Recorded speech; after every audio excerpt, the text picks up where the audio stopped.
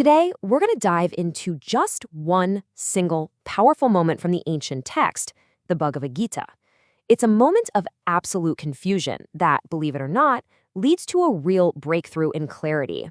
But let me ask you something first. What do you do when you're completely, totally lost?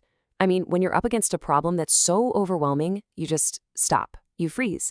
It's something we've all felt, right? Well, that is the exact spot our hero finds himself in. So let's meet Arjuna. He is a world-class warrior standing on a massive battlefield, all geared up for the most important fight of his life. But then he looks across the field and he sees his own family, his mentors, his cousins, his childhood friends. And just like that, he can't move. He's totally paralyzed by this wave of grief and confusion about what he's supposed to do. You know, the text itself has this incredible way of describing this feeling. It says life's big problems are like a forest fire that just appears out of nowhere. You didn't start it, you certainly don't want it, but there it is, this raging fire of confusion, and you're right in the middle of it. Okay, so what's really going on here? What's at the root of this paralysis? Well, in this moment of crisis, Arjuna actually gives his condition a name. He offers this startlingly specific diagnosis for what he's feeling. He calls it kārpaṇya-doṣa. Now, this translates to miserly weakness. And listen, this has nothing to do with being stingy with your cash. It's a different kind of miserliness. It's a character flaw, a weakness that messes with your whole sense of purpose and duty in life. So to really get what this miserly weakness is all about, the text introduces us to this idea of a specific type of person, the Kṛṣṇa. And trust me, understanding this concept is the key to unlocking the whole problem. And wow, the definition they give is blunt. A kṛṣṇa, or a miser, is someone who's been given this amazing gift, a human life, but doesn't use it to solve life's real deep problems. They end up leaving this world, as the text puts it so starkly, like cats and dogs, never really figuring out who they are. So, what does a person like this do? Well, they waste their precious time and energy on attachments that are all based on a temporary idea of life. The text even calls this perspective a skin disease. They get caught up thinking they can somehow save their family from death, or that their family can save them. It's an attachment that feels natural, for sure, but it's based on a false idea that just leads to more confusion. So, to make it super clear, the text draws this sharp contrast between the miserly person, the kṛṣṇa, and what it calls the brahmana, or the intelligent person. And the choice couldn't be clearer, right? One person wastes this incredible opportunity of a human life. The other is smart enough to use it to solve life's ultimate problems. And this is exactly the conflict that's tearing Arjuna apart from the inside. So here he is, stuck in this agonizing confusion, a confusion that he now knows is rooted in his own miserly weakness. And then he does something that changes everything. He reaches a turning point. This is it. This is the verse where everything flips. Arjuna just lays it all on the table. He admits he's confused. He names the cause, that miserly weakness.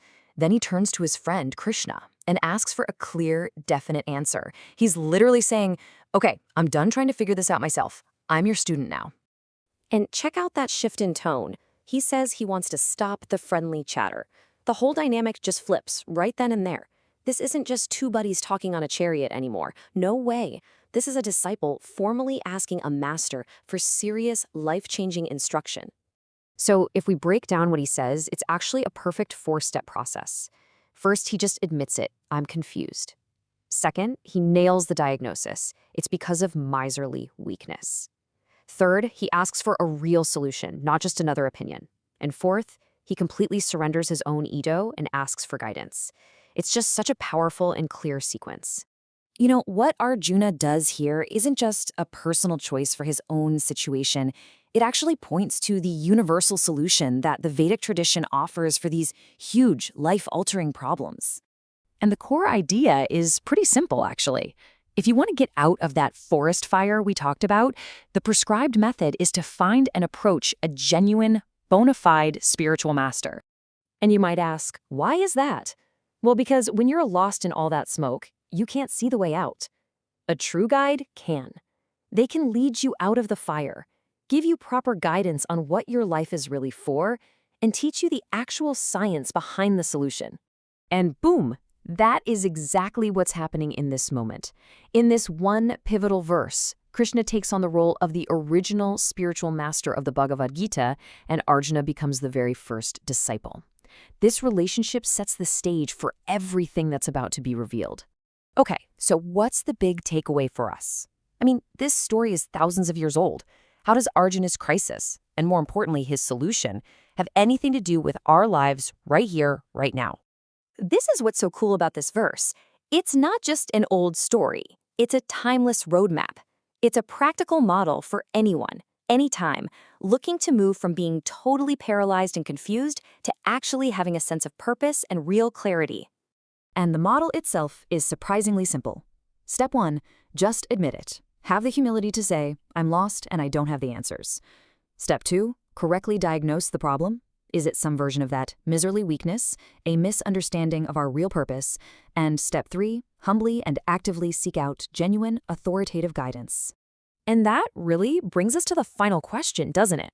Arjuna had one source that he trusted completely. But for us, today, living in this age of nonstop information, I mean, we've got endless opinions and experts coming at us from all sides. So the real question is, how do we find true, authoritative guidance that can lead us out of our own forest fires? That's something worth thinking about.